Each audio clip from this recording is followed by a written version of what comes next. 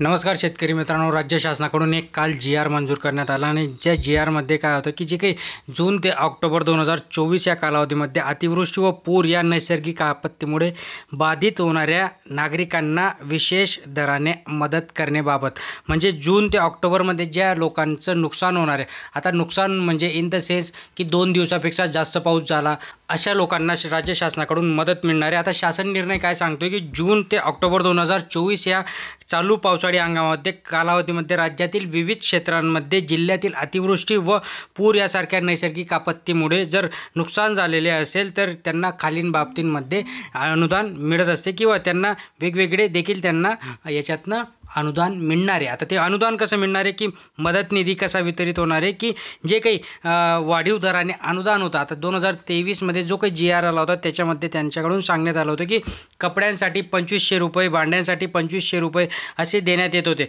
But आता ते वाढून जवळपास 10,000 रुपये, म्हणजे आधी 5,000 रुपये मिळत होते तर आता 10,000 रुपये राज्य शासनाकडून देण्यात येत आहे. आणि अत्यंत चांगली बाब आहे. जे काही जून ते ऑक्टोबर महिन्यामध्ये अतिवृष्टी किंवा जास्त नुकसान झालं, 2 दिवसापेक्षा जास्त पाऊस झाला, त्या ठिकाणी याची मदत मिळणार आहे.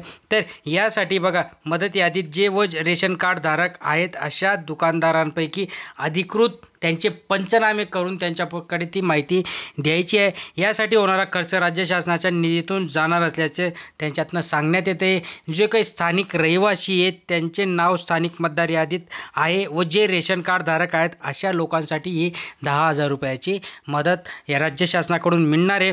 मदतीची रक्कम प्रदान करताना संदर्भातील शासन निर्णय विहित केलेल्या इतर अटी व शर्ती या लागू असतील आणि ते देत असताना म्हणजे सगळ्या गोष्टी बघा, 10,000 रुपये जरी दिले तरी ते सगळ्या गोष्टी अटी सगळ्या बघणार आहेत आणि नंतरच ते शेतकऱ्यांना किंवा गरीब लोकांना याच्यातनं मदत मिळणार आहे. बघूया, तुमच्याहीकडे जर अशी अतिवृष्टी झाली असेल तर तुम्ही नक्कीच नाव नोंदवून घ्या आणि ते पैसे मिळवून घ्या. फुल नाही फुलाची पाकळी, जे काही मिळेल ते मिळेल. धन्यवाद.